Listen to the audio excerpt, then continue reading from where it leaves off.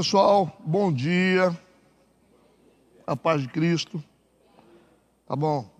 Vamos fazer uma oração primeiro, vamos lá.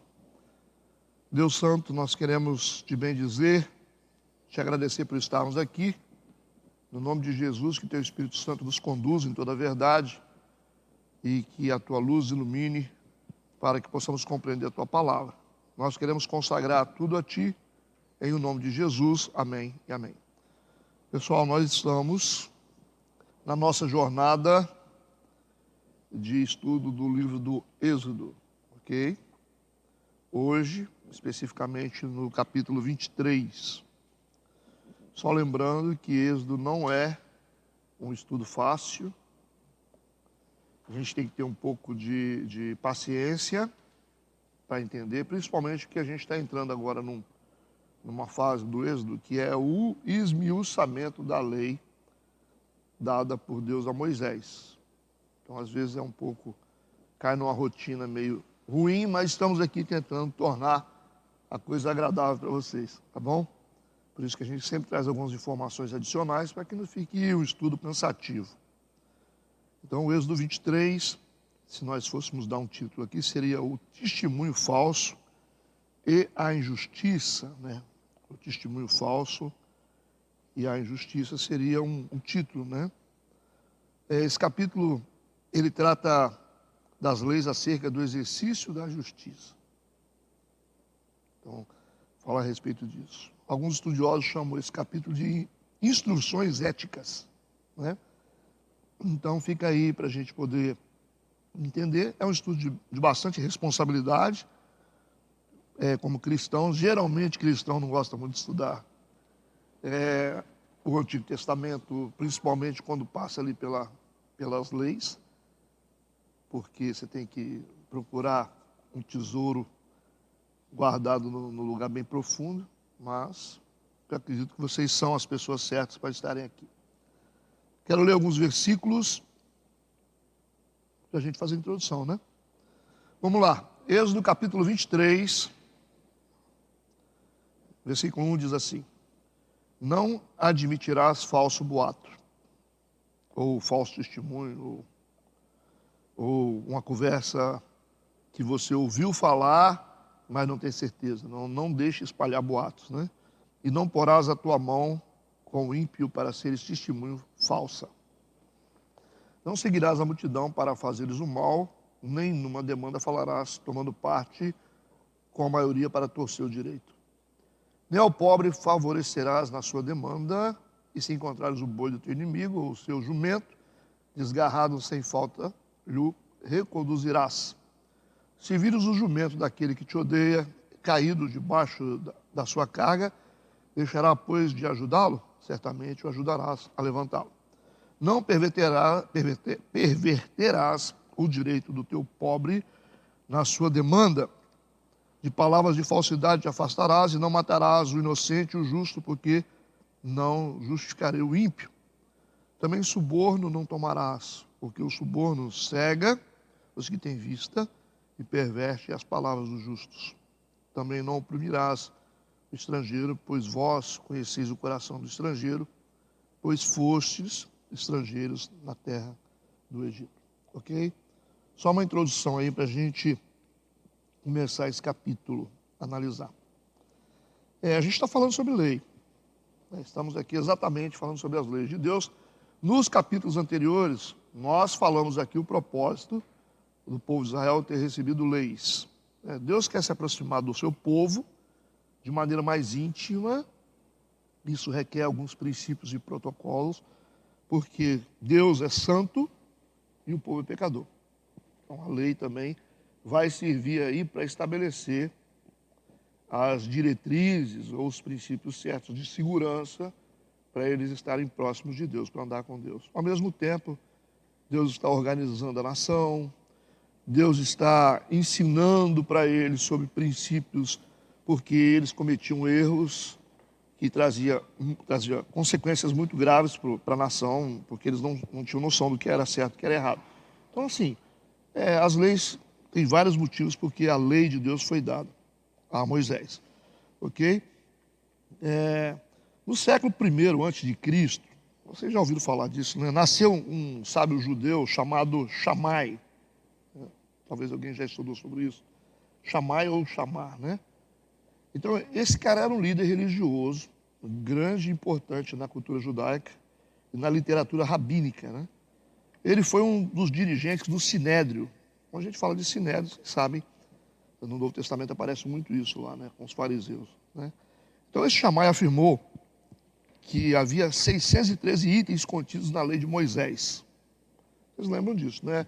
A princípio a gente conhece os 10 mandamentos. Está lá os 10 mandamentos, Êxodo 20, mas num estudo mais aprofundado, né, lendo lá, né, o Pentateuco, esse estudioso, Shammai, muito respeitado, tem o Hillel também, da época dele, ele afirmou que essa lei de Deus consistia em 613 itens, ou 613 preceitos. É lógico, né? Nós estamos lendo aqui os capítulos, a gente vai vendo um monte de detalhamento da lei de Deus. Não é simplesmente os 10 mandamentos lá, mas esmiuçando isso, esse negócio vai para 613 itens contidos na lei de Moisés. Ok? Então, assim, se a gente fosse dividir esses 613 itens da lei de Moisés, seria 365 mandamentos negativos, né, correspondendo ao número de dias do ano. Mandamentos dizendo, ó, você não pode fazer isso, né, não cometa a transgressão, não faça isso, não peque. 365 relativos ao número de dias do ano, como se cada dia a pessoa te dissesse assim, ó, não cometa esse erro, não cometa isso, não cometa isso. Esse era o propósito, né? E 248 mandamentos positivos relacionados ao número de ossos do corpo humano, teoricamente, né? É com base nisso. É como se cada membro do corpo, o osso do corpo, dissesse à pessoa, né? Cumpra esse propósito, cumpra esse preceito, cumpra isso. Então, percebe? 613 itens dos mandamentos que foram dados a Moisés para o povo de Israel, os quais 365 tratam de coisas negativas, mandamentos assim, restringindo, proibindo, não pode e tal, né? E, ao contrário disso, tem os 248 mandamentos positivos dizendo, faça isso, isso é bom. Entendido isso aí? Isso é só para a gente poder entender e abrir o leque, e com essas informações vocês se tornam crentes melhores, com certeza, né? E aí, a gente fala, poxa, como que se divide então essa lei? A gente conhece os 10 mandamentos de Êxodo 20, né? Aí tem esse cara aí, o Shammai, que diz que são 613 itens. Sim, por que não? Então, se você falar não matarás, você pode desdobrar isso em vários itens. Não matará o seu próximo, não tirará a vida dele nessas condições. Não, então, assim, você pode desdobrar isso, é isso que você precisa entender. Nós olhamos a grosso modo lá em Êxodo 20, quais eram os mandamentos, os 10 mandamentos, e agora nós estamos fragmentando os mandamentos, entendendo detalhado cada item do mandamento. Ok? É isso que está acontecendo. Um outro rabino judeu, ele disse que Davi, no Salmo 15, ele reduziu os preceitos da lei, do mandamento de Deus, para 11 preceitos. 11 preceitos. Eu quero até abrir isso aqui, né? Salmo 15, vamos lá no Salmo 15. Diz ele que Davi estava resumindo em alguns poucos itens da lei. 11 preceitos apenas no Salmo 15. Aí, ele está falando exatamente da lei. Diz assim, Senhor, quem habitará no seu tabernáculo? Quem morará no teu santo monte? A pergunta que Davi está fazendo aqui, ele está fazendo a mesma pergunta. Quais são os mandamentos que a gente tem que cumprir para estar realmente na presença de Deus? É isso que ele está falando. Ele vai começar a esmiuçar.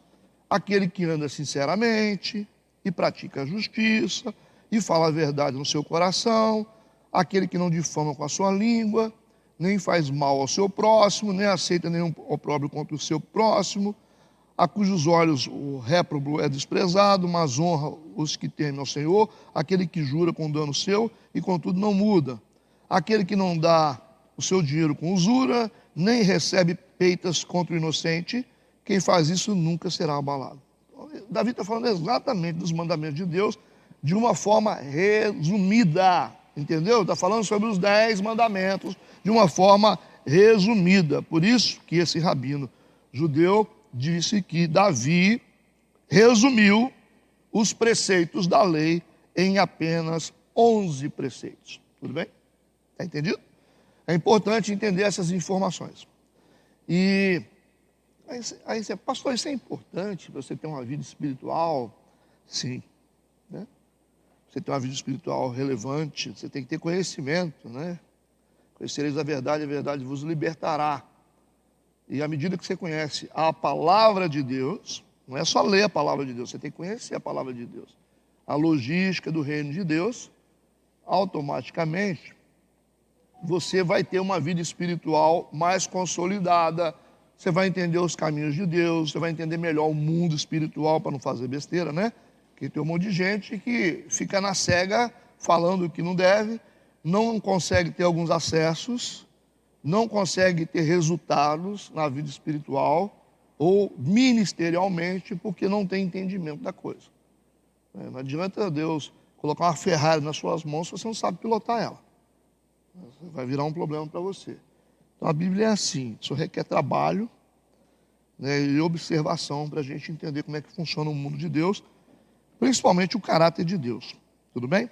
Seguindo aqui nesse mesmo raciocínio, já que o Davi resumiu os preceitos de Deus aí no Salmo 15 para 11 preceitos, o profeta Isaías, no capítulo 33, versículo 14 e 15, já resumiu os preceitos dos mandamentos de Deus para 6 preceitos.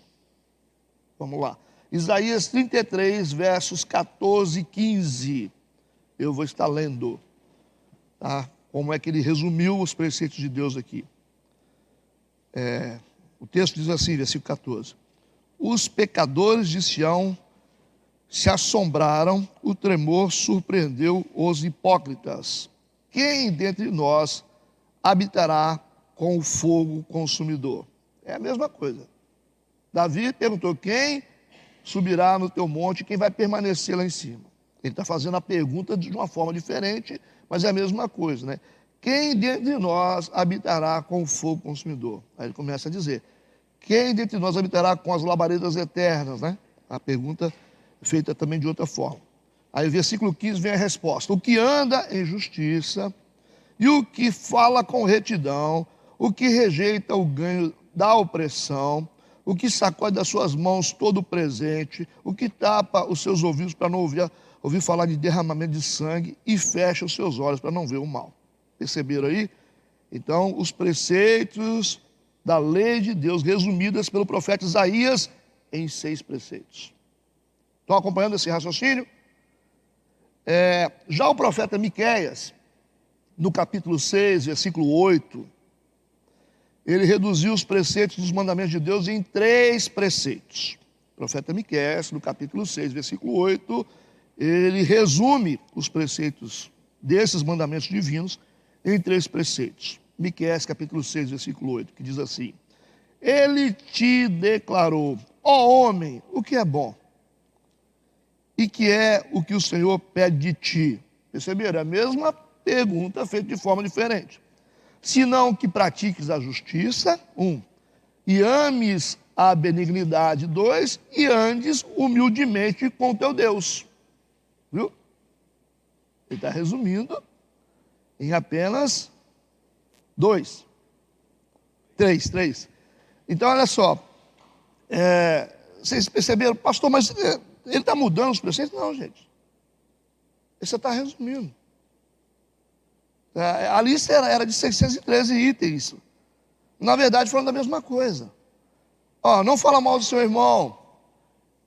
Não adultere. Né? Não diga falso testemunho. Está falando de quê? Amar o próximo. Se você ama o próximo, você não vai falar mal dele.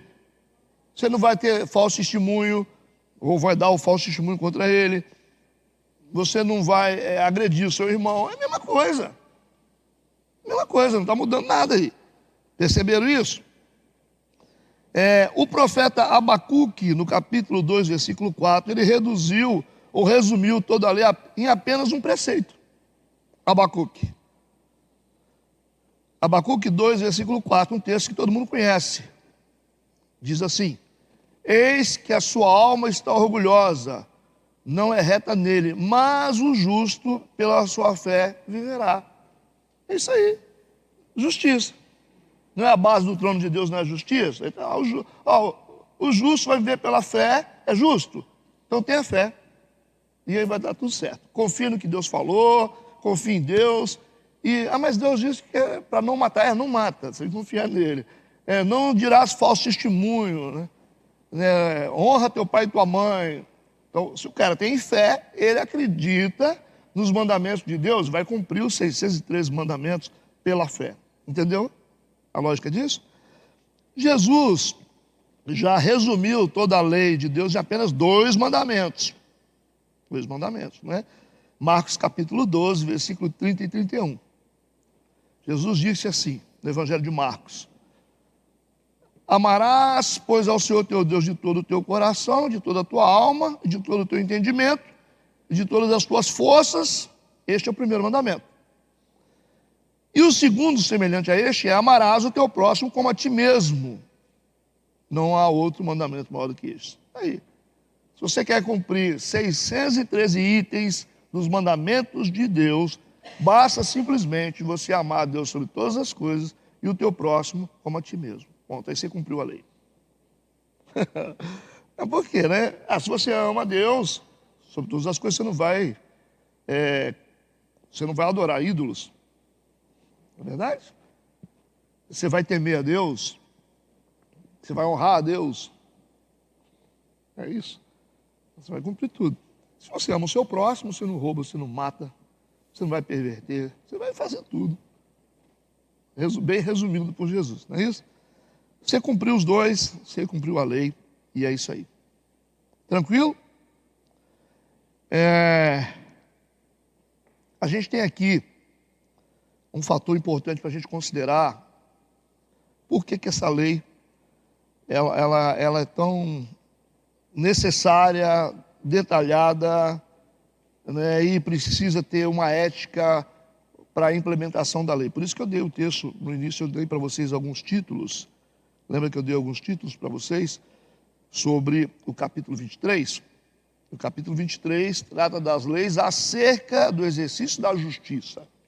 Não é isso? Nós estamos fazendo a introdução aqui. O capítulo 23 de Êxodo trata das leis acerca do exercício da justiça ou das instruções éticas. Como você deve proceder com justiça com as pessoas. Ok? Então, a gente tem aqui um fator importante. Por que o capítulo 23 é tão importante? Porque mesmo que a maioria das culturas do Oriente reconhecia a existência de classes sociais diferentes, né? Tinha rico, tinha pobre, tinha médio, os pobres sempre recebiam o mesmo tratamento que os ricos e os poderosos? Não. Nem sempre. Esse era o problema. Tinha classes sociais, respeitava as classes sociais, as diferenças? Sim. Mas na hora da justiça, o rico era tratado de uma forma diferente do pobre. Você é pobre? Então não precisa. Você errou, hein? Tem que ser condenado, hein? Agora o rico é diferente. Não, vamos procurar saber direitinho, né? Vai que... Percebe? Até nos dias de hoje é assim. É assim. Então, assim, existem as diferenças? Sim. Mas o tratamento era diferente também. E Deus não queria isso. Deus não queria isso. Ok? Vamos desligar esse celular. Versículo 1. Comecemos aqui. Não admitirás falso boato. Preceito da lei. Não admitirás falso boato. Ou seja, rumor, espalhar notícias falsas. Você não vai admitir isso. Né? E não porás a tua mão com o ímpio para seres testemunha falsa. Ok? Isso é importante para nós, deveria ser bem praticado nos dias de hoje, né? Quem dera se os crentes fizessem dessa forma aqui, ao pé da letra, muitos problemas de injustiça deveriam ou poderiam ser evitados se a gente tomasse cuidado com isso. Não admitirás falso boato. Ah, aconteceu isso. Você tem prova? Não, então fica quieto. Ah, você sabia que aconteceu com aquela mulher lá que caiu? Ah, mas você estava lá? Não. Você viu? Não. Como é que você sabe? Não me contaram. Deus está chamando isso aqui de pecado. Isso é quebra de princípio. Como seria bom se as igrejas, se nós como cristãos, a gente respondesse assim: eu não estava lá e eu não vi nada, então não quero saber. Ah, mas você é meu amigo. Não, não interessa, eu não estava lá, então não quero me meter nesse negócio. Porque é muito fácil você destruir a reputação de uma pessoa, viu? É muito fácil. Você pode destruir a reputação de uma pessoa assim, com um estalar de dedos. Por isso que o preceito da lei, embora pareça uma coisa óbvia, é óbvio, mas é um erro que as pessoas cometem, né? Então, em Israel, o sistema judicial, como nos tribunais de hoje, dependia de leis justas, juízes honestos e testemunhas verdadeiras. Era necessário que tinha juízes, né? As leis de Deus são justas, sempre foram, sempre serão, né? Mas elas poderiam ser mal interpretadas. Mal interpretadas, de forma deliberada por um juiz injusto ou uma testemunha mentirosa através de um falso testemunho. Então, assim, o fato do cara ser juiz, Deus não está credenciando ele como perfeito, não. Você é juiz, mas você vai agir no rigor da lei. E a lei aqui é de Deus.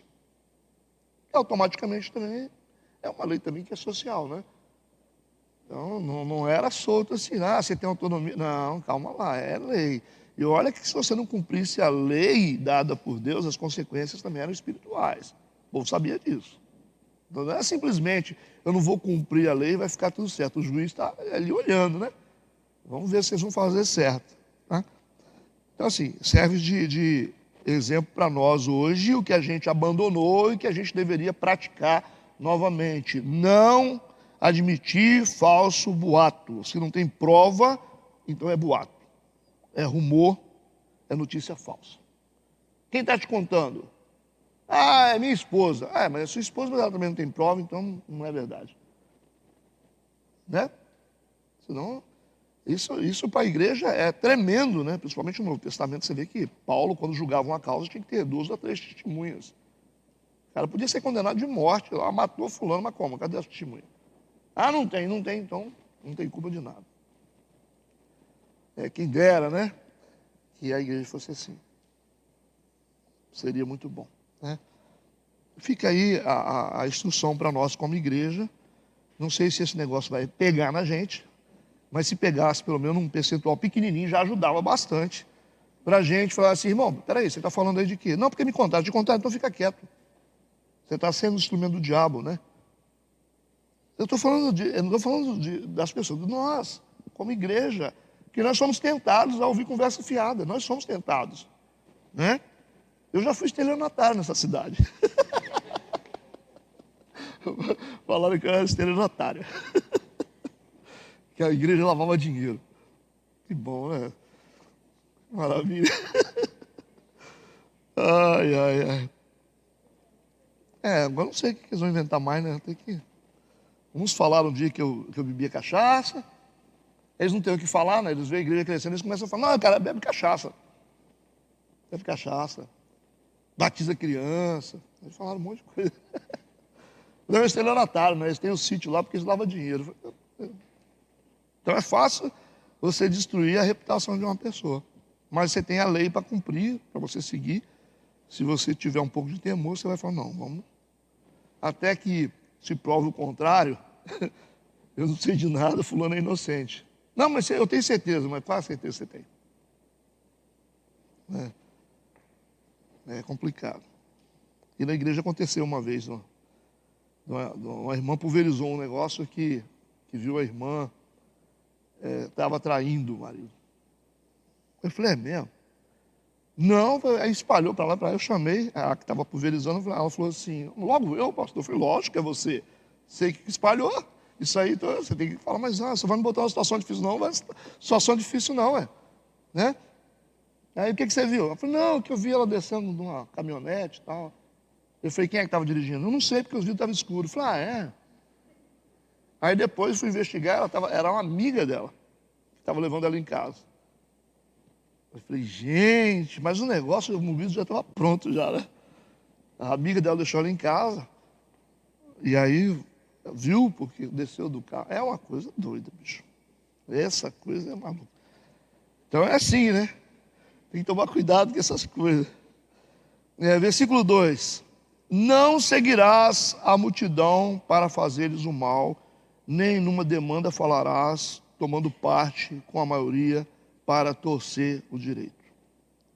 Esse preceito diz que o julgamento não deve ser influenciado pela maioria, porque a maioria nem sempre está certa.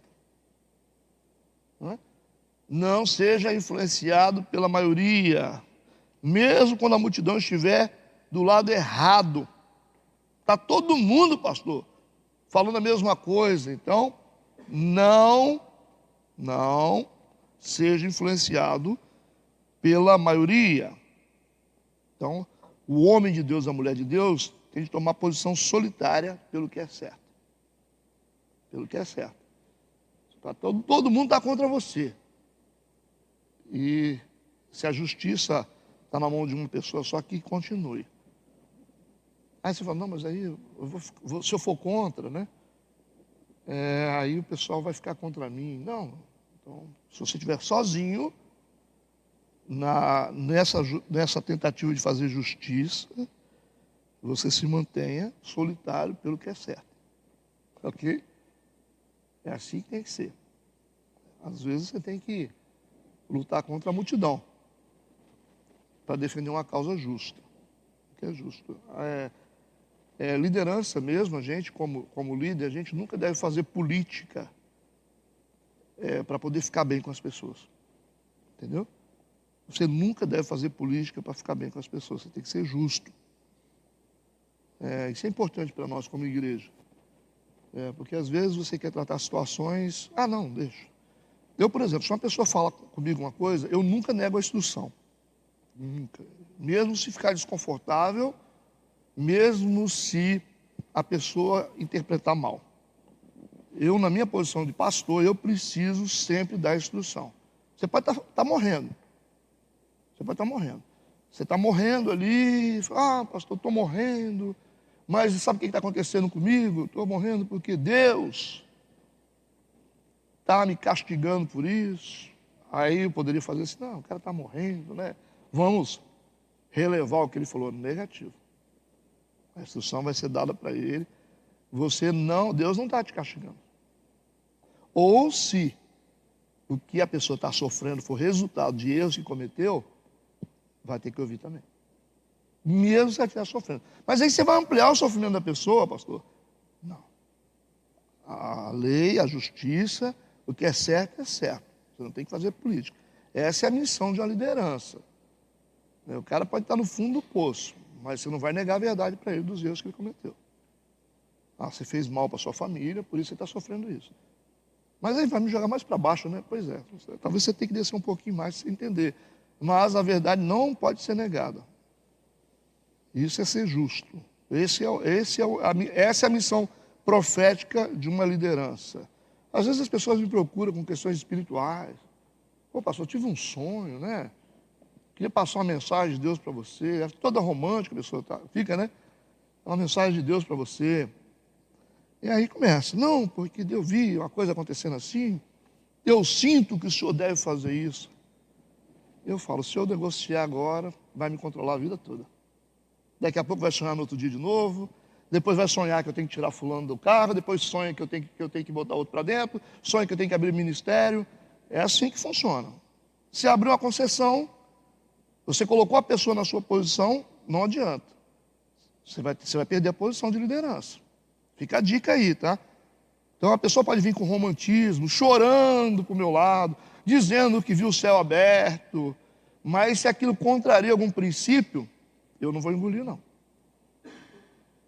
A pessoa fica assim e fala, irmão, isso aí que você está falando não tem base bíblica para isso aí. Não, mas eu sonhei, estou sentindo que eu estou tremendo até agora. Não é? Deus mandou falar para o senhor. Eu falei, mas não tem fundamento, não. Isso aí que você está falando aí. Não funciona assim, não. Então, você nunca deve negar a instrução para as pessoas, como liderança, como mentor, nunca deve. Por causa do romantismo, para ficar bem politicamente com a pessoa. Então, essa não é a nossa missão. A gente tem que comunicar a verdade, não importa o desdobramento. Você vê que às vezes as pessoas, pastor, não volta mais. Volta. Não vai voltar, pastor. Deus volta. Se tiver o coração aberto para Deus, vai voltar sim. Se não tiver, não volta. Né? Então essa é a nossa missão, de comunicar a verdade, mesmo se a maioria estiver falando outra coisa. Porque senão, por que a gente vai servir? Deus nos confiou uma coisa, não confiou? Colocou na nossa mão. E nós não somos políticos. Política é o quê? Negociar com quem você não gosta. Isso é política. A arte de negociar com quem você não gosta. O político tem que fazer isso, tem que ter habilidade. Mas o pastor não é. O pastor não é. O pastor não tem. Pastor, o pessoal tem que ficar aqui, vamos tratar todo mundo bem. Não. Tem gente que tem que ouvir verdade. É meio desgastante ouvir isso, mas é a realidade do Evangelho. Olha para Jesus. Você viu Jesus negociando alguma coisa? E olha que ele diz, aprender de mim que sou manso e humilde de coração. Aí você vê ele manso entrando no templo com um chicote na mão, né? A mansidão dele não é que ele não era manso, é porque ele está tentando ser justo. Vocês transformaram a casa de Deus num covil de ladrões. Ele não chegou lá, vamos orar por vocês, para vocês se convertem, né? Ele não fez isso, fez? Vamos fazer uma intercessão, discípulos, aqui, para esses homens que estão jogando, né, negociando na porta do templo. Vamos repreender o espírito deles. Ele fez isso? Passou a mão no chicote e deu no lombo. A gente quer inventar um evangelho que não existe. Não existe. Né? Mas tá bom. Para a gente fazer a política rasteira gospel, a gente fica inventando moda, fica torcendo a palavra, diluindo o evangelho para poder ficar bem com o cara que é empresário, que está na igreja. Não é isso? Ainda bem que a igreja metodista milionária não tem, né? Tem gente que trabalha bastante e que é fiel. Eu também não acredito muito que milionário, né? Acho que o latino nem tem isso, né? Que milionário faça alguma coisa para a obra de Deus. Só se for uma coisa assim, bem propósito de Deus, mas poder com dinheiro não combina muito bem, né? Pelo menos nesse contexto. Vamos lá. Tudo bem até agora? Então a gente viu aqui que às vezes a multidão erra porque muitos tomam o caminho largo. Mateus 7, 13 e 14. Tem muita gente que está tomando o caminho largo. Então o versículo 2 aqui, que a gente leu, o significado dele é o seguinte: vós não deveis prestar testemunho no tribunal de modo a apoiar uma maioria injusta. Você não deve. Nem por medo, nem por política, nem por nada. Tem que ser você. E fale a verdade sempre. Vamos para o versículo 3. Nem ao pobre favorecerás na sua demanda. Agora isso aqui é importante para a gente.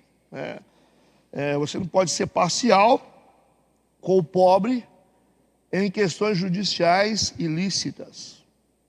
Porque é pobre. Você imagina o juiz?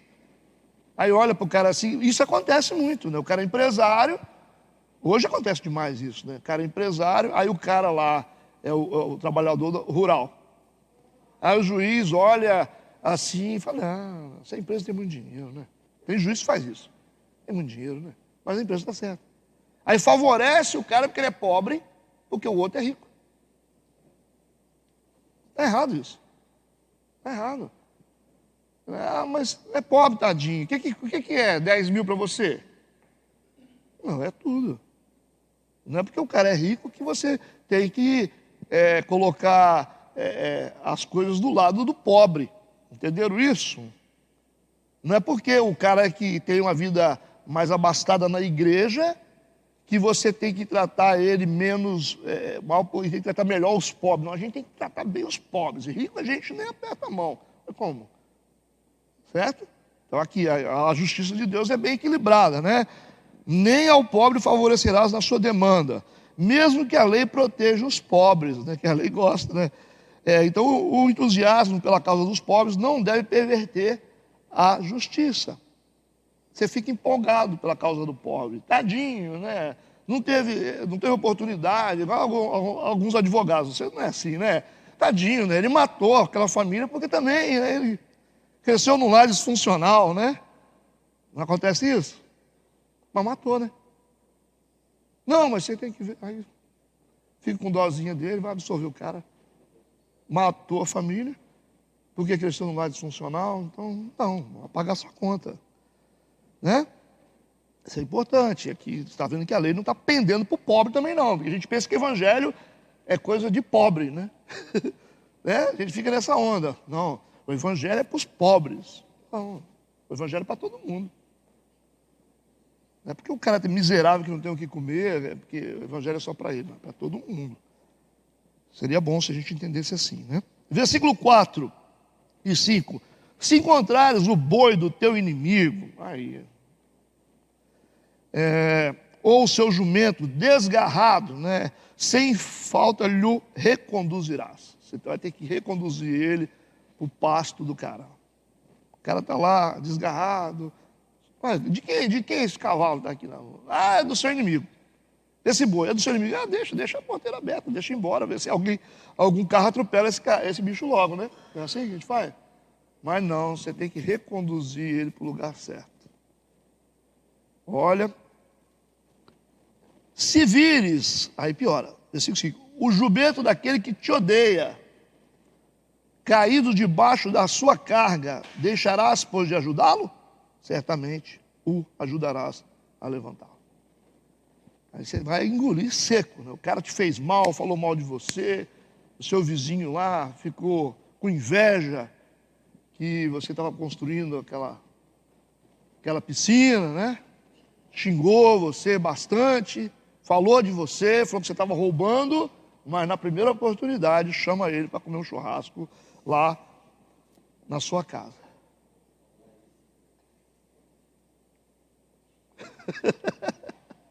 Isso não é coisa de gente, não, isso é coisa de crente. A gente não vai perder a oportunidade. Deus está favorecendo o justo? Não. Está pensando em outra coisa. Na antiguidade, não se reconhecia que os inimigos tivessem algum direito. O inimigo tem que morrer. Mas o foco que o Novo Testamento dá ao amor antecipado ao próximo está nessa exortação aqui em ajudar o inimigo. Aqui já estava apontando lá para frente. Certo? Seu inimigo está lá com o animal agarrado, ajuda ele a tirar esse animal de lá. Você vê o animal do seu inimigo solto por aí, conduz ele para o lugar certo. Não fica torcendo para um carro atropelar ele, não. Então nós estamos apontando aqui essa ideia do Oriente de odiar o inimigo, matar o inimigo, era uma coisa sólida, mas estava apontando, essa lei estava apontando para um novo coração que surgiria no futuro a partir da vida de Cristo. Deu para entender o que eu estou falando? Então a lição de Deus aqui é uma: não devemos deixar nenhum lutando sozinho, nem que seja seu inimigo. Não deixe ele lutando sozinho. Aí está doente lá no hospital, precisando comprar uma caixa de remédio. Aí você fala, morre, né? Agora, não. Quanto é a caixa de remédio? Mas, rapaz, o cara falou mal de você. Esse é o momento importante. É a melhor coisa que existe. Você quer ver quando o cara te denigre, fala mal de você, depois o mundo dá a volta. Eu não tenho pressa também, não. Depois o cara senta aqui, ó, na frente e tem que ouvir você falar. Ele esqueceu de tudo, né? Mas quem apanha não esquece. Aí você fala, Deus é Deus. Daqui a pouco a pessoa, pastor, estou precisando da sua ajuda. Não é? E Deus faz a gente lembrar. Esse cara que te fez mal está aqui precisando de você agora. Agora vamos ver se você é crente mesmo, né, irmão? Nós estamos aqui, irmão. O que é que você precisa? Essa é a maior vitória que existe para o crente, é quando você é magoado, pisado por alguém, e Deus traz a pessoa na sua mão de novo. Um dia eu falei isso com um rapaz, né? Eu falei, o bom é que eu não tenho pressa, né? Porque Deus faz a pessoa girar e depois vem na minha mão. Aí ele falou assim, credo, pastor, tenho até medo quando você fala essas coisas. E voltou, irmão. Voltou na mão do papai. Falou, o senhor vai me ajudar, pastor? Só se for agora.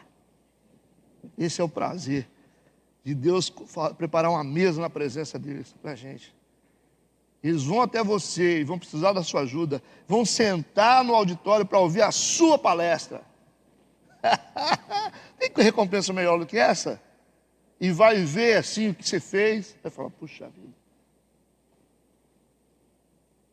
Deus tampou a minha boca. Isso é melhor do que se vingar, melhor do que dar um tiro no cara. Vai dar tiro? Não pode dar tiro, né? Então, esse é o poder do crente. Então, Deus está ensinando a gente aqui. Então, nunca deixe uma pessoa lutando sozinha. Está lá tentando tirar o boi lá agarrado, nunca deixe uma pessoa lutar sozinha.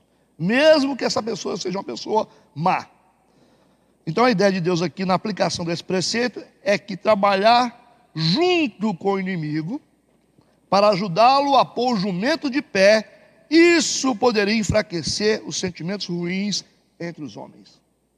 Essa é a lição do crente. Ele vai pensar duas vezes antes de fazer o mal para você. Ele vai falar, puxa vida, eu preciso ser igual a esse cara. Eu lembro uma vez que um cara bateu no meu carro parado. Eu no sinal, o cara veio com um caminhão e relou meu carro assim. E aí os taxistas falaram assim, rapaz, nós vamos ser sua testemunha, porque esse cara te bateu parado. Aí o cara desce do carro bravo. Psicologia, né?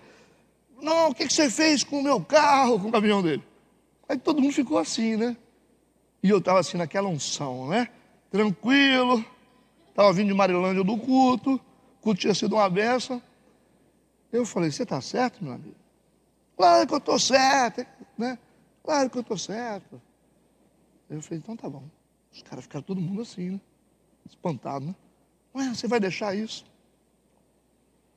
Deixa Deus trabalhar, né? A justiça de Deus foi, você pode ir embora então. Aí ficou, se livrou, né? Pode ir embora, o cara entrou no carro, todo valente. Falei, beleza. No outro dia eu fui reformar o carro, todas as peças do carro eu ganhei. O carro ficou novo, não tive prejuízo nenhum. Passou uns meses, porque o mundo dá volta. Eu sou gerente da concessionária. Daqui a pouco chega quem no balcão? Aquele colocou o carro dentro da oficina. Aí o capetinha aqui no ombro falou assim, bota açúcar no motor dele agora. Aí o anjinho do lado falou assim, não é por aí. Aí eu falei, puxa vida, agora que era a hora da minha vingança. Aí eu falei, sabe de uma coisa? Vou ficar tranquilo que, coitado, a pessoa tem que ser muito pequena, né, para isso. Eu falei, eu sou maior que ele, né? Então, assim, aí, nem falei nada, nem lembrei nada. Toquei minha vida e nunca me fez falta isso. Então, Deus testa a gente, né? Deus testa a gente. Vocês entenderam? Trabalhar junto com o inimigo para ajudá-lo a pôr o jumento de pé. Isso vai enfraquecer os sentimentos ruins entre os homens. Eles vão ficar de boca aberta. O cara está brigando lá por R$5. Fala, irmão, fica com esses R$5 para você. Certo? Mas, não. As minhas coisas são maiores que isso, né? Meu Deus. Fica com seus 120. Não vai fazer falta. Mateus 5, 43 e 44. Ouvistes o que foi dito? Amarás o teu próximo e odiarás o teu inimigo. Então, o que estava escrito no passado. Eu, porém, vos digo, agora é Jesus, amai a vossos inimigos, bendizei os que vos maldizem, fazei bem aos que vos odeiam e orai pelos que vos maltratam e vos perseguem, para que sejais filhos do vosso Pai que está no céu. Só você confirmar a sua filiação. Só para mostrar quem você é. Filho de Deus. Só os filhos de Deus fazem isso. Porque Jesus fez isso. Deu a sua vida por nós, pecadores. Não é isso? Seguimos, versículo 6. Não perverterás o direito do teu pobre na sua demanda. Aí agora mudou. Não é porque o cara é pobre e está errado e que você entende que se o justo estiver certo, você tem que ficar do lado do justo, sim. Mas, cuidado também para não ser injusto com o pobre. A lei já é o contrário agora, falando outra coisa. Então, essa instrução aqui é para quem? Para os juízes, para quem está julgando a causa. Não perverterás o direito do teu pobre na sua demanda. Então, o julgamento também não pode ser influenciado pelo dinheiro. Cuidado. Não é porque o outro é rico que você vai também pisar no pobre. Os pobres deveriam receber julgamento justo. Justo. Não importa se ele não tem grana. Não importa se o rico, ele é empresário, amigo seu. Justiça é justiça. Ok? Versículo 7. De palavras de falsidade te afastarás. Não matarás o inocente e o justo, porque não justificarei o ímpio. O preceito aqui ainda é para os juízes que estão julgando. A instrução continua a ser que o julgamento seja correto e justo. Deus disse o seguinte: embora o tribunal humano decida absolver o ímpio culpado, o próprio Deus vai cobrar a conta. Isso que ele está falando. Então não adianta. Não adianta vocês puxarem para o lado pobre ou puxar para o lado do rico. Porque se vocês absolverem aquele que é culpado, por causa de dinheiro, por causa de influência, eu vou cobrar a conta. É legal isso aqui. Não adianta. Se absolve, mas eu não absolvo no céu. Eu vou atrás dele. Aí o cara já ficava assim, né? E quem estava sendo julgado já também ficava preocupado. Falei, peraí, o que é melhor? Deixa eu acertar isso aqui, porque se Deus vier, cair na mão do Deus vivo. Versículo 8. Também suborno não tomarás. É o que mais tem hoje, né? Porque o suborno cega os que têm vista e perverte as palavras dos justos. Infelizmente, essa prática acontecia nos países orientais, de oferecer presentes aos magistrados para obter uma decisão favorável. Isso era comum. Vamos lá dar uns 3 bois lá para o cara que está julgando e a gente resolve o problema aqui. Isso era comum. Então, esses estatutos, embora não sejam corretos, eles não conseguiam controlar muito bem a nação de Israel. Pois o suborno era uma coisa muito comum. Até no meio do povo de Israel. Então Deus está tratando na lei aqui de coisa que é séria, né? Vamos comprar o juiz, vamos comprar quem está julgando. Vamos mandar uma cesta para ele lá de vinho, né? Vamos fazer, senão, né? Exatamente, venda de sentença, né? Tem hoje até, né? É o que mais tem. Tem até uns magistrados aí que são crentes, né? Que, gente, o negócio não é brincadeira não, né? Então, isso se tornou comum no meio do povo de Israel, por isso a lei. E isso foi condenado nos livros dos profetas. Até os profetas falaram sobre isso. Que era tão grave no meio da nação de Israel. Isso também é grave no meio do povo de Deus. Porque a gente fala, mano, não tem corrupção. Talvez não tenha corrupção nesse nível aqui, né? A gente não vê, né? Mas existem as corrupções baixas dentro da igreja, né? Por exemplo, Deus é bom, né? Deus é bom. Se o pastor diz assim, mulheres na frente, homens depois, se a mulher for lá fazer o pratinho para o marido, isso é corrupção. Rasteira e gospel.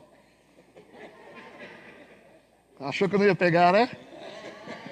fica guardadinho aqui, ó, na minha memória. É assim que eu controlo a igreja há 20 e tantos anos. É corrupção. As crianças primeiro. Aí a criança está lá atrás, morrendo de fome, aí está o cara lá na frente assim, ó. Isso é corrupção. Igreja. Os crentes que vão lá pegar a água que foi distribuída sem precisar. Não é verdade? Corrupção. Deixa para o cara que não tem condição. É. Quantos de vocês entraram na fila da água sem precisar? Tinha um estoque de 1.000 litros em casa, eu queria mais ainda. Entrar de novo, vendendo a água, né?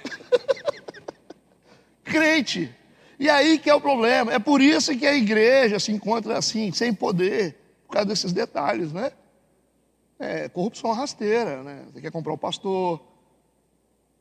Ô pastor, como dar um cargo aí, né? Meu dízimo é. Entendeu? É corrupção. O pastor se vende. Porque não aguenta pressão. O cara se acha empregado de igreja. Aí os mais fortes chegam com conversa.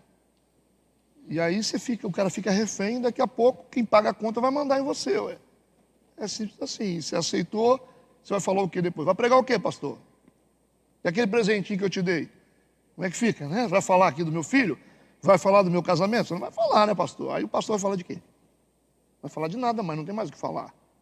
Porque tem negócio com aquele lá, porque aquele lá é rico, mas tem um amante. Aquele lá deu dinheiro, mas ele é corrupto, rouba os funcionários dele. Aí o de lá bate na mulher, mas o dízimo dele é alto. E aí o outro fuma maconha e faz não sei o quê, mas é dizimista fiel também. Aí o pastor fala assim, como é que eu vou pagar essas contas? Ele vai pregar o quê? Ele vai contar a história. Ele vai ficar contando a história. Porque eu pesquei lá no Mato Grosso. Porque eu tinha um cachorro desse tamanho. Porque a minha bicicleta era barra circular. Aí começa a contar a história. Aí o mover profético da igreja acabou. E onde não há profecia, o povo padece. É o que você vê um monte de gente morrendo com a barriga vazia dentro das igrejas, porque não tem palavra mais, porque o pastor não pode ser mais profeta, porque ele fechou negócio com todo mundo. Vai falar de quê, pastor? Vai falar de quê, meu amigo? Não vai falar, né? Então esse é um sério problema, quando a voz profética se cala. Porque você começa a ter negócio com todo mundo. Aí acabou, né? Essa é uma grande tentação pastoral nos dias de hoje. É o problema, né? O cara, quando não tem chamado, ele se vende fácil, né? Que ele acha que quem vai cuidar dele é a igreja. Quem cuida de homem de Deus, mulher de Deus, é Deus, né? Igreja. Tudo bem até agora? Isaías capítulo 1, versículo 23. Vamos ver o que os profetas falam disso. Os magistrados serem corrompidos. Ele disse assim, os teus príncipes são rebeldes e companheiros de ladrões. Cada um deles ama as peitas e anda atrás das recompensas. Não faz justiça ao órfão e não chega perante eles a causa da viúva. Os príncipes aqui são os juízes. Está aqui o profeta Isaías falando. Vamos ver o profeta Miqueias, capítulo 3, versículo 11. Miqueias 3,11. Os seus chefes dão as sentenças por suborno, e os seus sacerdotes ensinam por interesse. Os seus profetas adivinham por dinheiro. Hoje tem isso? Eis que te digo, e dá-me oferta para cá. Todo mundo está aproveitando disso, né? Do eis que te digo, fazer com que as pessoas se tornem reféns espiritualmente, e às vezes Deus não falou nada, e se Deus falar, isso não é motivo de você arrancar dinheiro dos outros, não, é. Tem que ter cuidado. Eu vou lá naquela irmãzinha, naquele irmãozinho lá, porque ele me dá um eis que te digo, e aí fala de mim, aí eu fico satisfeito. Dona Maria, eu estou aqui, mas estou te deixando aqui R$100, mas não estou te comprando não, tá? Só para ajudar a senhora, fica a oferta. Aí na outra semana tem mais 100, depois 150. O que virou isso aí? Macumba gospel. Usar o dom para poder obter lucro. Você não pode cobrar por aquilo que você recebeu de graça. E vocês que gostam de pagar para ouvir mensagem bíblica, tá? Para, esse negócio de pagar para ouvir pastor, pagar para ouvir não sei quem, pagar para ouvir, na verdade, stand-up gospel, né? Isso é coisa de crente carnal. Pastor, vai vir fulano aí pregar. Aonde? Quem está organizando? Ah, fulano está organizando, vai ter lá uma conferência. É quanto tempo para pagar? Ah, 250. Eu falei, é? Ele vai falar de quê? Da Bíblia? Ele recebeu de graça, o que ele vai cobrar? Me mostra um momento na Bíblia que Jesus cobrou alguma coisa. Paulo. Qualquer um, me mostra. Onde nós tiramos esse negócio? Mas fica aquele texto de sabedoria da minha mãe. Enquanto houver cavalo, São Jorge não anda a pé. A verdade é só essa. Porque você nunca deve pagar por aquilo que foi dado de graça. O dom é dado de graça. A capacidade é dada de graça. Quem mantém o sistema corrupto somos nós que pagamos. Nós lotamos as galerias pagando para ouvir o homem pregar. Está errado, gente. Você não confia em Deus? Vamos tirar só uma oferta que der seu. Que você vai colocar a taxa. Aí vai lá, o banner está lá, né? Fulano, conferencista, não sei o que, embaixo o precinho. 50. E a gente paga, né? Aqui na igreja tem uns que pagam ainda, mas eu vou conseguir vencer esse povo. Vou conseguir. Movimentando esse mercado corrupto, gospel, usando o dom de Deus para se dar bem.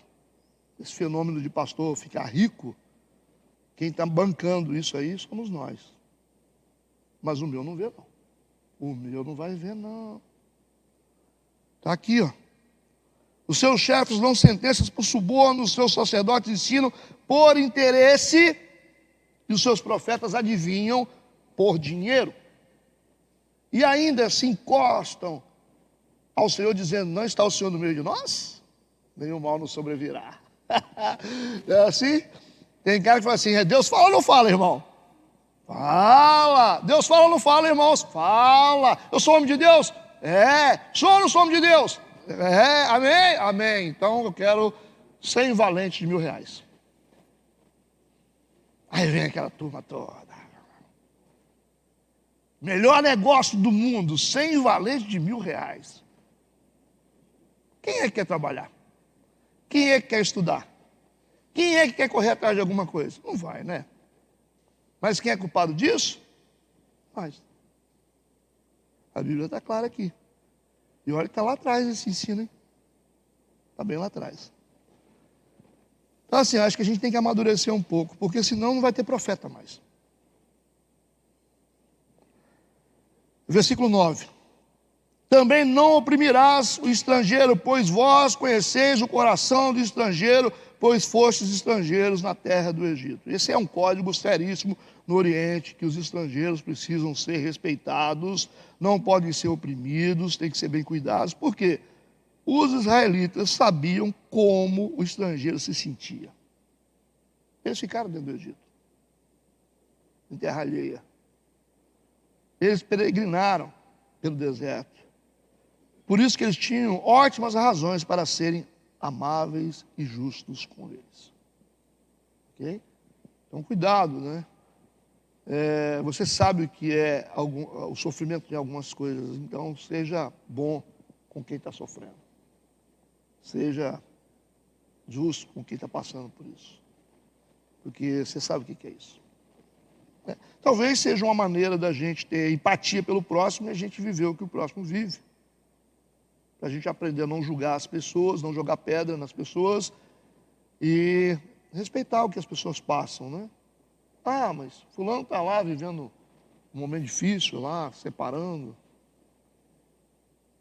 Não sei. A gente não sabe como é que é a vida. Amanhã você perde o controle do seu casamento, como é que faz? Amanhã você perde o controle da sua família, como é que você vai fazer? Aí você fala, estou orando, estou buscando, estou na igreja. E eu perdi o controle da minha família, como é que eu vou fazer com esse negócio? Então a gente se vê, às vezes, em situações para a gente poder aprender realmente a se compadecer da dor do outro. Por isso que é igual fraqueza, pecado, essas coisas é complicado. Você vê o cara lá balançando, você não sabe o que o cara está passando. Às vezes o cara está passando uma dificuldade, não tem apoio de ninguém, o casamento dele está acabando, ele não sabe o que fazer. Como é que faz? Então, é bom se colocar no lugar do outro para poder ajudar o outro a resolver os problemas. Lembra lá do Moisés, quando ele foi treinado por Deus para poder libertar o povo? O que Deus falou com ele? Um dos testes que Deus deu para ele foi colocar a mão dentro da roupa dele, da blusa dele, dentro das vestes dele. E aí o que aconteceu quando ele tirou a mão? A mão dele estava leprosa. Então assim, a lepra significava o pecado do povo. Aí Deus falou, coloca de novo a mão aí. Aí colocou a mão, tirou a mão, estava boa. Aí Deus, coloca de novo. Colocou, tirou, estava leprosa. Então, às vezes, Deus faz a lepra passar pela gente, para a gente entender a lepra do outro. Fica aí, tá? Cuidado para você poder ficar questionando a lepra do outro, porque senão Deus faz a gente passar pela lepra do outro. Sente na carne a fraqueza, o medo, a falta, a perda, para a gente aprender a se colocar no lugar do próximo e ficar julgando os outros. Pastor que não entende essas coisas não consegue ajudar ninguém. Ah, porque você... você... pastor, amanhã pode ser você, né? Você é fraco. Fraqueza é coisa de gente, né? Ah, você perdeu porque você não sabe, você não ora, você... Cara, a gente sabe que tem muita coisa que acontece que a gente não ora, mas tem coisa que acontece com a gente orando. Seu filho, sua filha. Amanhã é o seu, hein? Né? Amanhã é você. O demônio, está doente, é o demônio.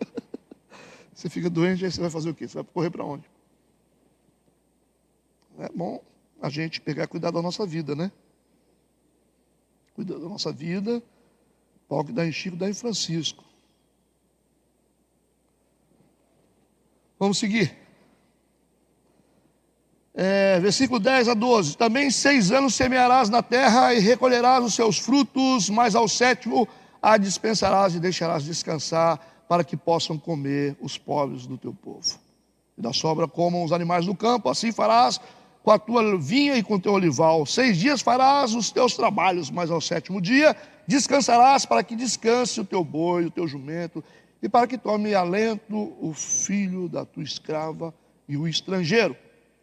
A gente percebe aqui que esses são exatamente os 10 mandamentos que estão sendo detalhados. Agora está falando sobre o sábado, o ano sabático e o dia de sábado.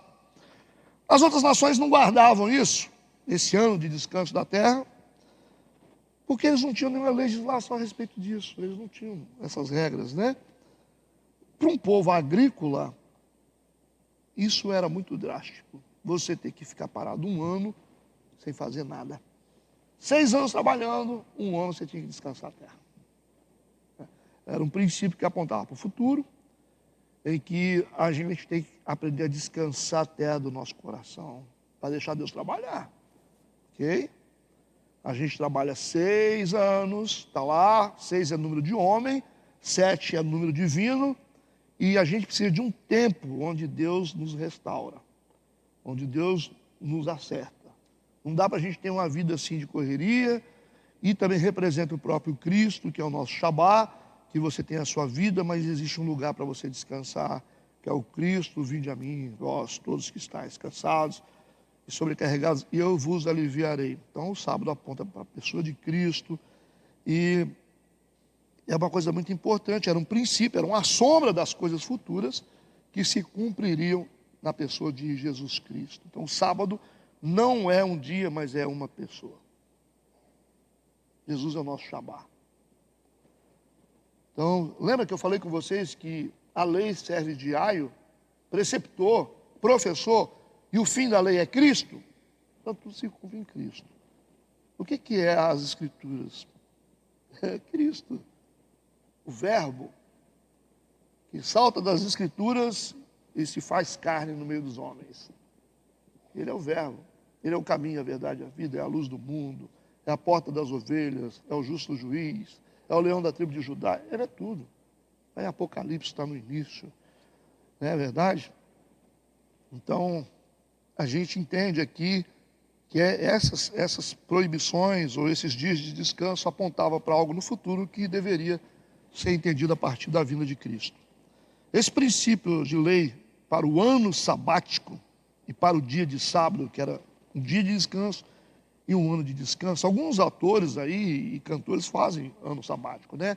Eles cantam, fazem shows durante 6 anos e ficam um ano parado. Então, esse princípio sabático tinha 3 propósitos. Número 1, testar a obediência dos israelitas. Testar a obediência dos israelitas. Lembram que eles não guardaram a lei do sábado, não guardaram e ficaram cativos na Babilônia por 70 anos para guardar na marra. Eles não descansaram, então Deus tirou eles da terra, para deixar a terra descansar, e levou eles cativos para a Babilônia. É um princípio que não pode ser quebrado. Certo? É igual o ano da expiação. O ano da expiação, onde todos teriam que ir ao templo. Tinham que vir peregrinos de todas as partes. Os judeus tinham que se reunir em Jerusalém para o ano da expiação, onde o sumo sacerdote entrava no Santíssimo. Sacrifício do cordeiro era feito na entrada do templo. A multidão ficava ao redor do templo, antes do tabernáculo. E ali havia expiação dos pecados. Quem não participasse dessa festa teria que ser morto. O que Deus estava dizendo? Quem não passar pelo sacrifício do cordeiro não terá vida. Está condenado. Por isso que era obrigatório. Então, o primeiro teste, ou propósito de Deus no ano sabático e no sábado, dia do sábado, lembrando que foram sombras que se cumpriram em Cristo. A gente não tem que guardar sábado mais. Nós temos Cristo. O sábado está conosco. Então, testar a obediência dos israelitas. Segundo, favorecer os pobres, visto que no 7º ano podiam participar dos frutos. Versículo 11. Então, nós temos aqui 3 propósitos para o cumprimento do princípio da lei do sábado e do dia de sábado. Número 1, testar a obediência dos israelitas. Número 2, favorecer os pobres, visto que no 7º ano podiam participar dos frutos. E terceiro, proporcionar um tempo de comunhão especial com Deus. Então esse era o propósito. Ok? Sigamos. Estudar sobre o sábado é um estudo paralelo, tá? Versículo 13. Em tudo o que vos tenho dito, guardai-vos e do nome de outros deuses, nem vos lembreis, nem se ouça da vossa boca. Gente, o ano sabático e o dia de sábado era tão importante para Deus que até nas conversas informais era proibido de falar o nome de outros deuses. Às vezes até para comentar, pô, as outras nações, né, adoram tal Deus, não podia comentar, de tão sério que era isso, né, esse dia de descanso. Nem em conversas informais, os outros deuses, o nome deles não podia ser pronunciado, porque essa tendência dentro da família poderia aumentar o horror da idolatria. Então a ideia é acabar totalmente com a idolatria, por isso que não podia nem se comentar nomes de outros deuses das outras nações. No versículo 14, ele diz: 3 vezes no ano me celebrareis festa. Então aqui a gente tem a instituição das festas religiosas dos judeus, que até hoje acontece lá, né? Se eles tivessem aceitado Jesus, não precisava disso tudo. Então, as festas importantes aqui, tem várias festas, mas as mais sagradas e mais importantes. A primeira festa dos judeus é a festa dos pães ázimos, ou pães sem fermentos, ou sem fermento, né? Que acontecia junto da Páscoa. Festa dos pães ázimos ou pães asmos, ok? Acontecia junto da Páscoa. Segunda festa importante é a festa das semanas, ou festa de Pentecostes, né?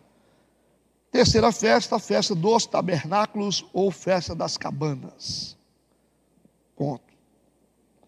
A instituição dessas festas ou desse costume nacional era importante por causa de alguns aspectos. Número 1, mantinha um senso nacional de religião. Tem a festa religiosa, aí tinha aquele senso nacional de religião. Até hoje você vê algumas festas que algumas religiões fazem, né? Os católicos têm costume de fazer as festas deles. Isso traz um senso nacional de religião. É importante, mas não é tudo. Também criava uma uniformidade pública de culto, onde todo mundo cultuava junto. Terceiro, criava um vínculo de unidade, porque todos saíam de diversas partes para se reunir por um propósito. E quarto, promovia o comércio interno entre o povo.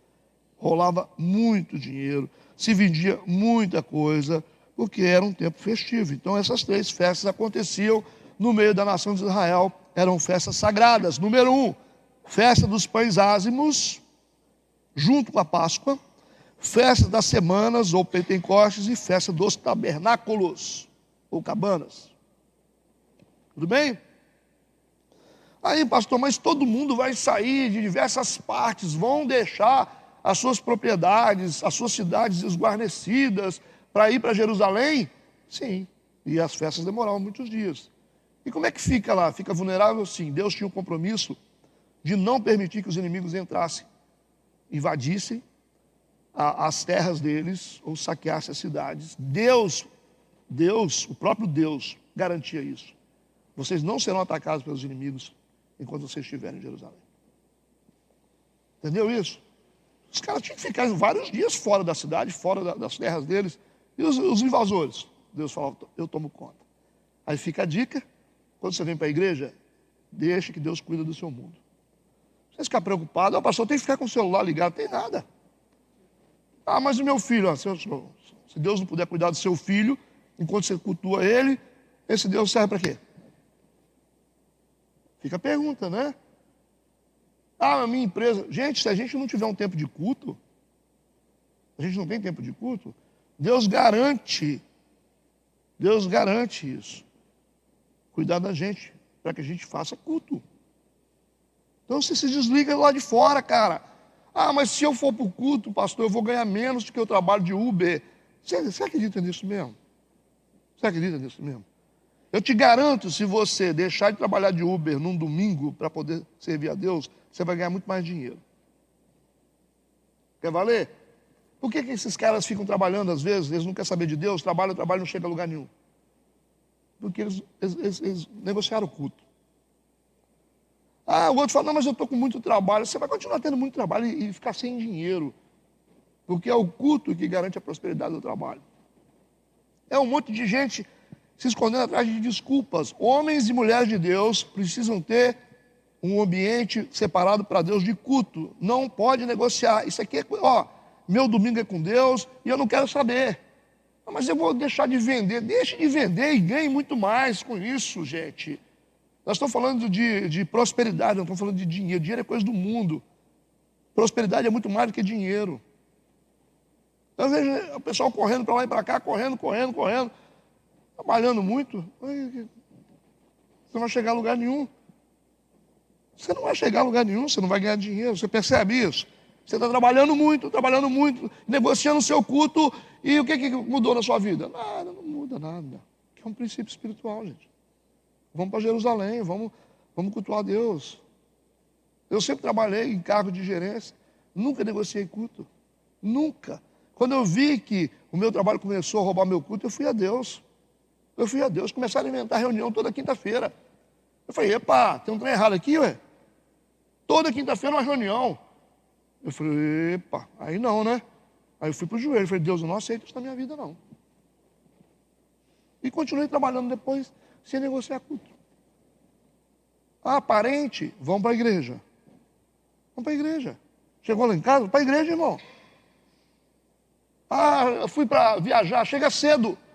É uma mania de gente que gente, são questões espirituais. Os caras viajam, eles não têm coragem de sair da praia 5 horas para chegar num culto aqui em Colatina. Eles não têm. Eles saem de lá no horário do culto para dizer assim, não, porque eu estava viajando. Por isso que eu não fui no culto. Como se fossem pessoas importantes. Vocês acharam que eu ia deixar escapar, né?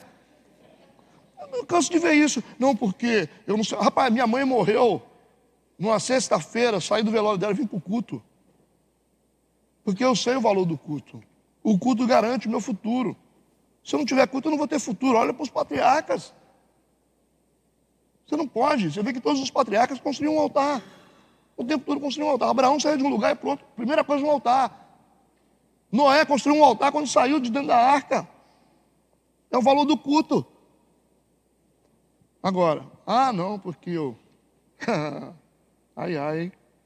Negocia o culto uma vez, você vai ver. Se você vai conseguir parar de negociar, você vai ter que entregar ele para o diabo sempre, sempre. Você não vai ter futuro nunca. Tá? Homens de Deus, mulheres de Deus, que eu sou empresário. Não tem que ser empresário. Tem que ser empresário. Se vira, rapaz. Você não resolve de dia, você não resolve de noite, não. Você é um péssimo gestor. A verdade é essa, né? Se você tem que resolver com 8 horas o seu trabalho e você está tendo que extrapolar para de noite, é porque você é um péssimo gestor. Essa é que é a verdade. Eu não posso participar de igreja por causa da minha empresa. Como é que Abraão fazia culto, hein? Sendo rico, Isaac, Jacó, como é que eles faziam? Como é que Salomão fazia? Davi fazia, como é que faz? Eles eram bem ricos, né? Rei Uzias, o que vocês acham? Não, porque agora eu estou... Ué, estava como? Não estou te entendendo, não, é? Você ficou poderoso? Tá? Esse é um problema sério de igreja. Tá? Gente que tem prazer em negociar as coisas de Deus por qualquer coisa, é churrasquinha, não sei o quê, não sei o quê. Eu não deixo fazer minhas coisas, mas não deixo o meu culto ser roubado. Vocês podem ver, eu vou fazer as coisas... pastor, você podia estar preparando. Não, deixa eu fazer.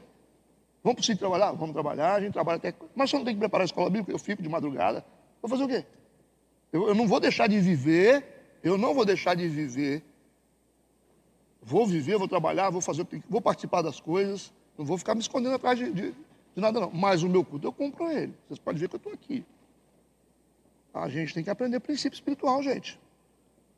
Aprenda princípio espiritual. Vamos parar de se esconder atrás de desculpas e argumentos, para não ter que fazer o que a gente precisa fazer. Então Deus garantia o cuidado das terras enquanto eles estavam em Jerusalém. Ok?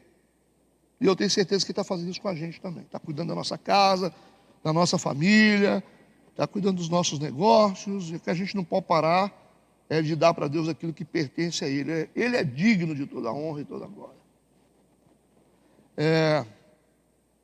O versículo 15 e 16 diz: a festa dos pães ázimos guardarás 7 dias e comerás pães ázimos como te tenho ordenado, ao tempo apontado no mês de Abibe, ou mês de Nissan, né? Porque nele saíste do Egito e ninguém apareça vazio perante mim. Então eles deveriam levar ofertas para Deus. E a festa da cega dos primeiros frutos do teu trabalho, que houveres semeado no campo, e a festa da colheita, à saída do ano, quando tiveres escolhido do campo o teu trabalho. Então a festa, você vê aqui Abibe, Nissan, é o calendário judaico, tá? É igual a gente falar em fevereiro, aí. O mês de Abibe é entre março e abril, tá? Comparando com os nossos meses, né? Do ponto de vista religioso, essas festas eram ações de graças nacionais pelo recebimento de bênçãos naturais e milagrosas. Então eles tinham que ir para Jerusalém, cumprir as festas como um ato de gratidão a Deus, gratidão nacional pelas bênçãos recebidas, ok? Então, a festa dos pães ázimos, junto com a Páscoa, se referia ao começo da colheita e à libertação do Egito. Então tinha um significado muito grande. Fomos libertos do Egito, Páscoa. Gratidão a Deus. Vamos comemorar uma festa, para lembrar que nós um dia saímos do Egito. E tinha uma relação com a colheita também. A festa das semanas, ou Pentecostes, dizia a respeito ao término das colheitas de grãos e a travessia do Mar Vermelho. Deus nos fez atravessar o Mar Vermelho. Vamos fazer uma festa para a gente lembrar disso? Vamos fazer uma festa. Se a gente fosse fazer festa para lembrar de tudo que Deus fez, a nossa vida seria só uma festa, né?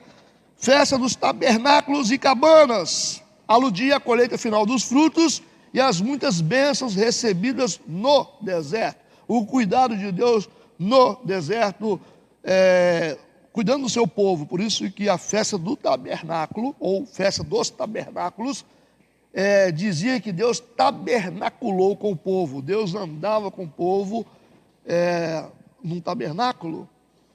Deus caminhou com o seu povo no deserto. Isso era lembrado, por isso que essas 3 festas eram festas obrigatórias. Porque um povo sem memória é um povo sem futuro. Não é verdade? Não podemos esquecer dos feitos de Deus. Então daqui a pouco a gente está fazendo coisa errada. Versículo 17. 3 vezes no ano todos os teus homens aparecerão diante do Senhor. Então essa peregrinação para essas festas era obrigatória. Era uma exigência de lei de que todas as famílias israelitas comparecessem diante de Deus do templo 3 vezes por ano. Então culto é mandamento. Culto é mandamento. Versículo 18. Não oferecerás o sangue do meu sacrifício com pão levedado, nem ficará a gordura da minha festa de noite até pela manhã. Então, nessas festas, os israelitas levavam à casa de Deus as ofertas de sacrifícios, primícias e os primeiros frutos que simbolizavam a consagração de tudo que eles tinham. Nasceu o primeiro animal, vamos oferecer para Deus no templo. Colhemos as primeiras espigas, vamos oferecer para Deus. Era uma festa de gratidão, porque sabia que Deus que estava cuidando de tudo. O uso de fermento, e a farinha aqui, levedada, o que o fermento faz? O fermento faz com que a massa cresça de forma não natural, né? Uma coisa é você colocar o pão para ficar ali crescendo da forma dele. Você bota fermento, você bota um aditivo que força o crescimento. Então o fermento simboliza pecado. Por isso que o uso de fermento e farinha levedada em sacrifícios com animais eram estritamente proibidas, porque o fermento se associava à corrupção. Você não pode corromper a massa. Era uma simbologia para o futuro. Não corrompa a massa. Não tome atalho. Deixa os processos acontecerem normalmente, tá? Não força. Você tem chamado, então não força, ok? Se você tem uma unção, não força, senão você vai botar fermento. O que não falta é gente fermentada, né? O cara cresceu, como que ele cresceu? Passou por um processo? Não, ele apareceu aí agora. Isso é um problema, né? Versículo 19. As primícias dos primeiros frutos da tua terra trarás à casa do Senhor teu Deus, não cozerás o cabrito no leite de sua mãe. Esse era um costume pagão cananeu de pegar, cozinhar o cabrito no leite da mãe do cabrito. Tá?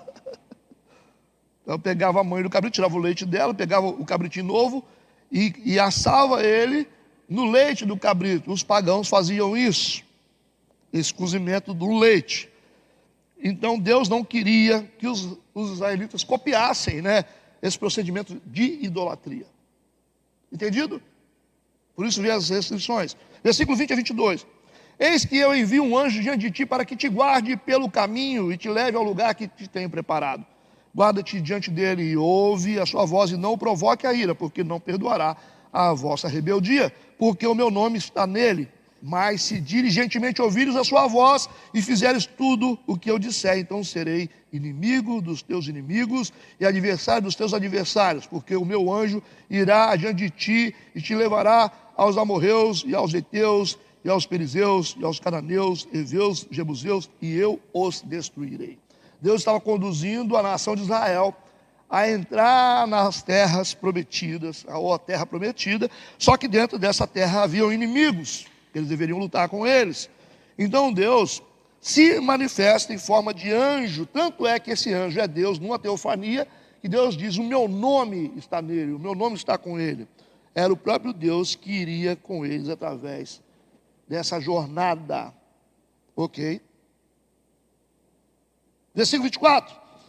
Não te inclinarás diante dos seus deuses. Cuidado quando vocês entrarem em terras estranhas. Essas terras eu prometi a vocês, mas lá dentro tem gente que é idólatra. Não te incline diante dos deuses deles, nem os servirás, nem farás conforme as suas obras. Antes os destruirás totalmente e quebrarás de todo as suas estátuas. Idolatria é um pecado gravíssimo para Deus. Deus abomina a idolatria. Então essa advertência é dada constantemente. Por quê que Deus enfatiza tanto a questão do pecado de idolatria? Porque os israelitas possuíam uma tendência à idolatria. A igreja até hoje possui uma tendência à idolatria. É por isso. Isso está em forma de lei. Até hoje. E os nossos ídolos não são simplesmente estátuas de barro. Não é verdade? Os ídolos da igreja evangélica são os pastores, poderosos, os ministérios de louvor, poderosos, as curas que acontecem, né? Os movimentos, o encontro que é tremendo, tremendo. Essas são as nossas fontes de idolatria. Os nossos olhos, os nossos panos, as nossas orações poderosas, os nossos montes, os templos, as arcas de aliança que são colocadas dentro das igrejas. Isso é idolatria. Sofisticada, né? E a gente fala mal dos católicos. Porque nós somos um povo, assim, com uma tendência muito forte de idolatria. A gente gosta de coisa. A gente gosta de coisa. E por isso que a gente paga pelas coisas. Não estou generalizando, tá? O povo evangélico gosta de ter coisas. Culto da noite, uma caneca dessa consagrada com a água de Israel. R$1.000. A água é trazida lá do Rio Jordão. Trouxe 1 litro de diluir em 1.000. Mas o que importa é a unção. E aí vai receber uma caneca dessa cheia de água do Jordão. R$1.000. O que é R$1.000 para uma vida totalmente transformada? Chega em casa, coloque em cima da geladeira. Ou em cima da televisão. A televisão é muito fina, não tem como, só quem tiver aquele caixotão. Ainda. E pode ter certeza, tiver alguma doença, toma um pouquinho da água. Se o cachorro estiver doente, dá água para ele também.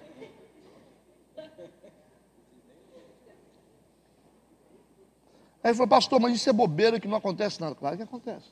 Claro que acontece. Acontece porque o diabo vai entrar por isso aqui. Ó. Você vai abrir um caminho para um reino espiritual das trevas, através da idolatria. Quando você quebra um princípio, você abre um portal, meu amigo.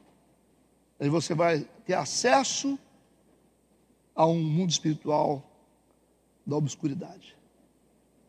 E daqui a pouco você vai ver algumas coisas acontecer dentro da sua casa. Ó, pastor, eu coloquei lá. Você precisa ver, maravilha. Maravilha demais, você precisa ver. O cachorro está bom demais, está correndo. Aí você fica, o diabo vai dando sinais. Você quebrou um princípio. Para você manter a quebra do princípio, ele vai te favorecer alguma coisa. Que ele é operador de sinais também, né? Aí você fica naquele negócio. Cometendo o erro mais grave que Deus condena, que é a idolatria. Aí a gente tem que voltar a falar. Tudo está em Cristo. Nele nós vivemos, existimos e nos movemos. Toda a existência humana está contida em Cristo. Todo o poder está em Cristo. Milagre. Ah, pastor, porque a gente aqui é a igreja do milagre. Não, a gente é a igreja de Cristo. Não é a igreja do milagre. O milagre acompanha a gente. Ah, essa igreja aqui é que guarda o sábado. Não, nós somos a igreja de Cristo. A igreja do poder. Não, nós não somos a igreja do poder, nós somos a igreja de Cristo. O poder segue a gente. Certo? Pastor, mas não tem essa coisa. Você não pode idolatrar as coisas. Não tem nada maior do que Deus. Nada maior que Cristo. A gente tem que tomar cuidado com essas coisas, cara. Não, se você não vier naquele culto de quinta-feira, sua vida não vai mudar. Aí dá uma sensação assim que é o culto que muda a gente, de quinta-feira. Aí não, tem que ir na quinta-feira, gente. Quinta-feira é quinta do poder. Quinta do poder. Aí você vai começar a ir toda quinta-feira. Não vou no domingo, nós vamos na quinta, é quinta do poder. Aí você quer ir na quinta do poder? Nós vamos na quinta do poder. É a quinta do poder. Já não é mais Cristo. Você viu como que a idolatria ela começa a se manifestar de maneira sutil na nossa mente? Não, se você não for no encontro, você não vai mudar de vida. Você tem que passar pelo encontro. Sim, você tem que passar. Aí você fala, é mesmo? Aí você fala, então... Aí vamos lá, né? É uma loucura isso, gente. Isso é uma loucura. Está faltando Bíblia. Gente, pelo amor de Deus, tudo se resume em Cristo. A obra de Cristo. A igreja, assim como Israel, tem uma séria tendência à idolatria. É só o pastor arriscar. É só ele arriscar que ele vai ver como é que as coisas acontecem. O povo gosta de objetos. A gente trouxe isso lá de Portugal, gente. Isso veio junto com os colonizadores portugueses. Idolatria. Nossa índole de misticismo africano, indígena, idolatria portuguesa. Isso está no nosso DNA espiritual. Infelizmente, só que a gente tem que lutar contra isso. Versículo 25. E servireis ao Senhor vosso Deus, e Ele abençoará o vosso pão e a vossa água, e eu tirarei do meio de vós as enfermidades. A lei é dada, mas ela vem junto com uma promessa de bênção em função da obediência. Esse era o resultado do cumprimento da lei. Uma vida abençoada na presença de Deus. Versículo 26. Não haverá mulher que aborte, nem estéril na tua terra. O número dos teus dias cumprireis. Então a vida longa sempre é considerada nas Escrituras como um sinal de bênção de Deus. Viver muito tempo é um sinal de que a pessoa está sendo alvo do favor divino. Nós nascemos para viver muito tempo. Nós nascemos para morrer velho. Ninguém nasceu para morrer novo. Então essa disfunção do mundo que trouxe a morte prematura e o pecado, né? Versículo 27, enviarei o meu terror diante de ti, destruindo a todo o povo onde entrares, e fareis que todos os teus inimigos te voltem às costas. Então a gente vê o cuidado de Deus em cuidar do seu povo nesse desbravamento das terras. Versículo 28, também enviarei vespões adiante de ti, que lancem fora os heveus, os cananeus, os heteus de diante de ti. A gente vê Deus combatendo pessoalmente os inimigos. Versículo 29, não os lançarei fora de diante de ti num só ano, para que a terra não se torne em deserto, e as feras do campo não se multipliquem contra ti. Deus não poderia tirar as nações iníquas de dentro da terra prometida de uma vez, porque se a terra estivesse vazia, os animais, as feras do campo dominariam tudo, certo? Dominariam a colheita, a agricultura, tudo. Então Deus ia tirando as nações devagar. Vocês compreenderam isso? Interessante Deus trabalhando, né? Então a expulsão dos inimigos seria de forma gradativa por causa do perigo de que nos terrenos desocupados as feras selvagens se multiplicassem de forma desordenada num lugar sem habitantes. Cuidado de Deus com as coisas. Versículo 30, pouco a pouco os lançarei de diante de ti até que sejas multiplicada e possuas a terra por herança. Aqui a gente presume que o povo israelita, na época, eles não eram grandes suficientes, né? Muito numerosos para ocupar a terra da Palestina. Eles não tinham números muito grandes. Era muita gente que saiu, mas para a terra era uma quantidade de gente insuficiente. Então Deus queria que eles se multiplicassem na terra. Versículo 31, e porei os teus termos desde o mar vermelho até o mar dos filisteus, e desde o deserto até o rio, porque darei nas tuas mãos os moradores da terra, para que os lances fora de diante de ti. Versículo 32, não farás alianças alguma com eles ou com seus deuses. O cuidado da gente é não deixar que as coisas do mundo peguem na gente, certo? Cuidado para não deixar que as coisas do mundo peguem em você. Tem que pegar nossas coisas deles. Então nós que fazemos pegar deles, não é eles que fazem pegar em nós. Então cuidado aí, o pessoal que gosta de se relacionar com o ímpio, tem que ver o propósito que você tem nisso, né? Se é para evangelizar, para ajudar. E nas faculdades também, os jovens têm que tomar cuidado, tá? Cuidado, porque o que tem em vocês tem que pegar neles. Não é o que tem neles tem que pegar em vocês. Por favor, hein? No nome de Jesus. Olha lá, a mulher do fluxo de sangue, os discípulos tinham medo que quando a mulher do fluxo de sangue tocasse em Jesus, ele fosse contaminado pela impureza dela. Mas ele andando, quando ela toca nas vestes dele, ele diz, para tudo, porque eu senti que de mim saiu virtude. Então é assim que tem que ser a vida do crente. A virtude sai da gente para eles, não é deles para nós não.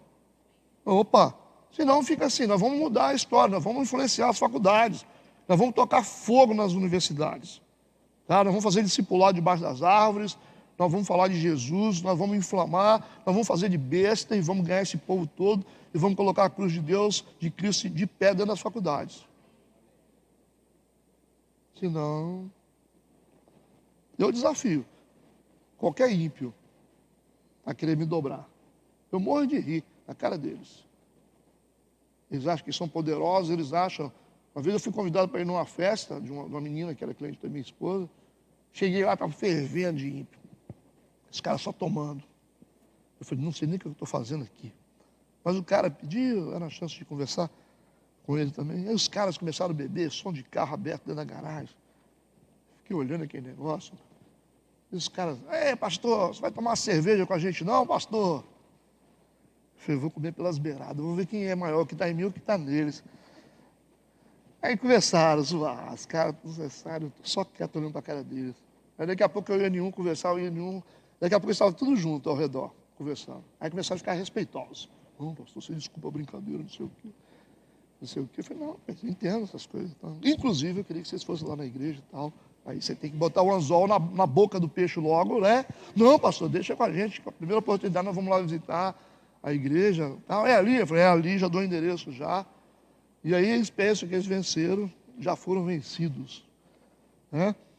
Mas essas coisas não tem medo desses negócios. Eu acho que ninguém tem que ter medo de ímpio, não. Nós somos muito grandes, gente. Nossa estatura é muito alta. Você está doido? Nós servimos ao Deus vivo e nós somos filhos de Deus. Nós temos linhagem real. Somos reis e sacerdotes. Então o mundo é muito pequeno em relação à igreja. É assim que a gente tem que pensar. A gente muda a história, influencia as empresas de maneira saudável. E as escolas, né?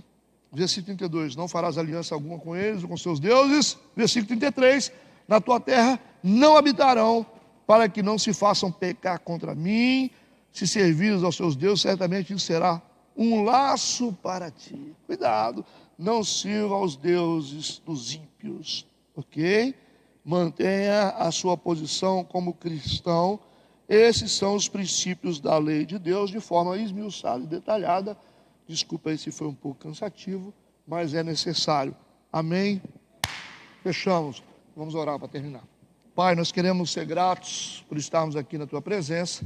Obrigado por cada pessoa que entrou aqui. Nos leve em paz, guardados e abençoados pelo Teu poder. Amém e amém.